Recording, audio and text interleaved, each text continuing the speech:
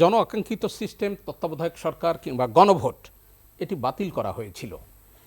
আদালতের নির্দেশে এটি আবার ফিরল। কার্যকরের বিষয়টা হয়তো সময় সাপেক্ষ, কিন্তু আপনি একটা বিষয় কি বলবেন, যারা জনস্বার্থ বিরোধী এই কাজটি করেছে তাদের শাস্তির আওতায় আনা যায় কি না? ধন্যবাদ। প্রথম কথা হচ্ছে যে 2011-তে যে খুবই তড়িঘড়ি করে এই সংশোধনীটা করা হলো এবং কেয়ারটেকার প্রভিশনটাকে বাতিল করা হয়েছে। আমরা যারা আইনের ছাত্র আছি আমরা জানি যে কোনো মেজর সংশোধনী যদি করতে হয় তাহলে 2-3টা পরিচিত জায়গা আছে যেগুলো যে প্রসেস ফলো করে করতে হয়। একটা হচ্ছে আপনি ইলেকশনে ম্যান্ডেট নিয়ে আসবেন, আপনি নির্বাচনে বলবেন যে আপনি এবার নির্বাচিত হলে কেয়ারটেকার প্রভিশনটা বাতিল করে দেবেন, এবং এই ম্যান্ডেট থাকার পরে যদি আপনি নির্বাচিত হয়ে আসেন আপনি পরে এসে এটা বাতিল করে দেবেন। দ্বিতীয় একটা হচ্ছে যে আপনি যদি এরকম একটা প্রস্তাব দেন, পার্লামেন্ট যদি সেটা ইনিশিয়ালি অ্যাপ্রুভ করে, এরপর এটা আপনি গণভোটে দিয়ে দিবেন যে এটা আমি বাতিল করতে চাই, দেশের মানুষ কি মনে করে। তো সেই জায়গায় আমরা দেখলাম যে আওয়ামী লীগের কিন্তু কোনো ম্যান্ডেট ছিল না। 2008-এর সোকল ইন্ডিয়ান ইনস্টলড ইলেকশন যেটা হয়েছে, এই নির্বাচনে তারা এটা বলে নাই যে আমরা এটা বাতিল করব।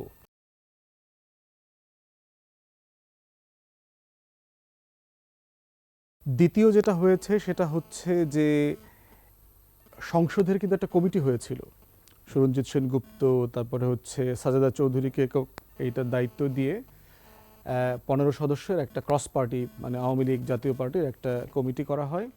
এই কমিটিতে সংসদ সদস্য হিসাবে সিনিয়র আওয়ামী লীগের নেতা, এমপি, মন্ত্রীরা মতামত দিয়েছে, ইনক্লুডিং হাসিনাও মতামত দিয়েছে ওখানে, এবং পার্লামেন্টের সেশনে মতামত এসছে, অনেক অনেক বিজ্ঞজনরাও গিয়ে মতামত দিয়েছেন। এই কালেকটিভ মতামতের ভিত্তিতে আমরা যেটা দেখেছি, আমি যে হান্ডসাইট পড়েছি সেখানে দেখলাম যে তোফায়েল আহমেদ, আমির হোসেন আমু থেকে শুরু করে সবাই বলেছে যে একটা পলিটিক্যাল সেটেলমেন্ট হয়ে গেছে, এটা বাতিল করলে পরে দেশ আবার সংঘর্ষের দিকে চলে যাবে, অনিশ্চয়তা বাড়বে, এবং দেশের স্বার্থে আমাদের এটা করা উচিত হবে না। এবং এর ভিত্তিতেই কিন্তু আপনার সঞ্জিত সেনগুপ্ত এবং সাজেদা চৌধুরীর যে রিপোর্টটা তৈরি করে, সেই রিপোর্টে কিন্তু যেটা বলে দেওয়া ছিল যে এটা থাকা উচিত, প্রয়োজনে কিছু অ্যামেন্ডমেন্ট আসতে পারে, যে আমরা জুডিশিয়ারির ইনভলভমেন্টের ব্যাপারে অনেক কনসার্ন এসছে, যে এটাকে কেন্দ্র করে বিচার বিভাগে ইন্টারফেয়ার করবার একটা টেন্ডেন্সি পলিটিক্যাল পার্টিগুলোর মধ্যে আছে, সেক্ষেত্রে বিকল্প কোনো আয়োজন করা যায় কিনা। তো এই প্রস্তাবনাটা পিএম আকারে যখন হেড অফ এক্সিকিউটিভকে তারা দিল রিপোর্ট দেবার 2-3 দিনের মধ্যে দেখলাম যে হাসিনা ব্রিফিং করে বলল যে এটা বাতিল করে দেওয়া হবে। তো সাডেনলি আওয়ামী লীগের সরকার, আওয়ামী লীগের সংসদীয় কমিটি, আওয়ামী লীগ কমিটি সদস্য ঠিক করেছে, পার্লামেন্টারি হিয়ারিং তারা কন্ডাক্ট করেছে, রিপোর্ট তারা তৈরি করেছে, হাসিনা সেখানে মতামত দিয়েছে, সিনিয়র লিডাররা মতামত দিয়েছে, এবং রিপোর্ট যেটা আসলো সাডেনলি 2-3 দিনের মধ্যে এই রিপোর্টটা উল্টে গেল। এবং তখনকার দেখবেন যে পত্রিকাগুলো তো বেশ সারপ্রাইজের সাথে বিস্ময় প্রকাশ করা হয়েছে যে প্রধানমন্ত্রী সোকল্ড হাসিনা বলেছে যে এটা বাতিল করে দেওয়া হবে। ফাইন, কিন্তু আপনি তো মতামত নিলেন না, আপনি যে পোস্ট ফ্যাক্টো তো মতামত নিতে পারতেন রেফারেন্ডামে দিয়ে, যে ঠিক আছে এটা এই ব্যাপারে আমরা মতামত নিচ্ছি, আমরা রেফারেন্ডামে চলে যাব, সেটা করা হয়নি।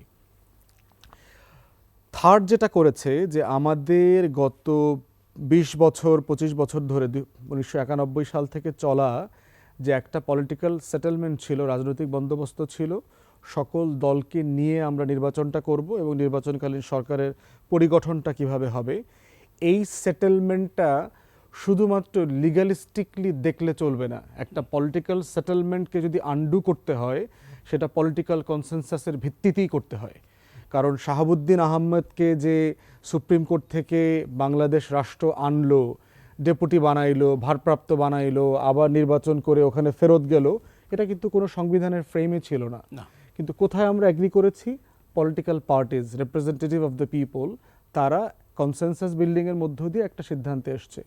ঠিক একইভাবে আমরা দেখেছি যে 95-96 মিলিয়ে একটা কেয়ারটেকার প্রভিশনকে তখন 91 এবং 90 এক্সপিরিয়েন্সটাকে কনস্টিটিউশনালাইজ করা হয়েছে।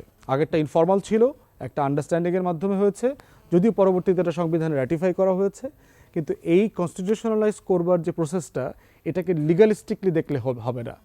এইটা একটা রাজনৈতিক বন্দোবস্ত ছিল, রাজনৈতিক দলগুলোর একটা ঐক্যমত ছিল। তাহলে আওয়ামী লীগ সরকার এটা বাতিল করে যেটা করেছিল সেটা হচ্ছে যে বাংলাদেশ রাষ্ট্রের যে সংহতি, যেটা ফাউন্ডেশনের একটা বড় জায়গা হচ্ছে, পিলার হচ্ছে পলিটিক্যাল পার্টিস, তাদের সাথে কোনো কনসালটেশন ছাড়া ইউনিল্যাটারালি আরবিট্রারিলি সে এইটাকে রিপিল করে ফেলে। এবং করবার মধ্য দিয়ে যেটা হয়েছে, এর পরবর্তী যত কিছু অনিশ্চয়তা, ইন্ডিয়ান হেজিমনি কায়েম হওয়া, গণহত্যার পরে গণহত্যা, ভোট চুরি, টাকা পাচার, লুটপাট, যা যা আমরা দেখলাম গত 16 বছরে, সব কিছু হয়েছে।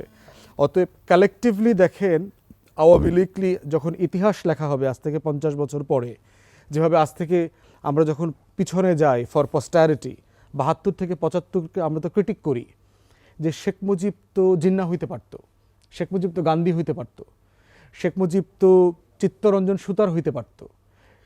শেখ মুজিব এই সুযোগটা কেন সে হারাইলো? সে বাংলাদেশের একটা অবিসংবাদিত নেতা ছিলেন। সেই মানুষটা কেন নিজের পায়ে কুড়াল মারলেন? যেই মানুষটা 13-14 বছর জেল খাটলেন, গণতন্ত্রের জন্য লড়াই করলেন, সংগ্রাম করলেন, সেই মানুষটা কেন বাকশাল কায়েম করলেন, জাতীয় দল কায়েম করলেন, 4th অ্যামেন্ডমেন্ট করলেন, গণতন্ত্রের প্রত্যেকটা ধারা উপধারা, আমাদের সংবিধান, ঘোষণাপত্র, সব কিছুর সাথে বেইমানি করলেন? তো ফর পোস্টারিটি আপনি যদি হাইন্ডসাইট দিয়ে দেখেন, আওয়ামী লীগকে হিস্ট্রি কিভাবে জাজ করবে? আজকের এই যে হাসিনা তার প্রভুর দরবারে বেগম লক্ষণ সেনের মতো পালিয়ে চলে গেল, এইটার দায়টা কার? সে কি আসলে 2011 সিদ্ধান্ত দিয়ে শেষ তো বিজয়ী হইল, না সে আসলে পরাজিত হয়েছে? তো 2011 সিদ্ধান্তটা রাজনৈতিক বন্দোবস্তকে আন্ডু করবার যে প্রসেস ফলো না করে দিন শেষে যেটা হয়েছে, আওয়ামী লীগ দল আকারে বিলুপ্ত হয়ে গেল এবং সে আগামী দিনের একটা পলিটিক্যাল ডাইনোসর হয়ে গেছে, মুসলিম লীগের ইতিহাসের মতো। তার ইতিহাসের জায়গাতেও ইতিহাস এভাবেই দেখবে যে কিভাবে একটা রাইস এবং ফলের চক্রে আওয়ামী লীগ পড়ে গেছে এবং সেখানে কেয়ারটেকার প্রভিশনটা একটা হিস্টোরিক্যাল ইনস্ট্রুমেন্ট আকারে আলোচিত হবে।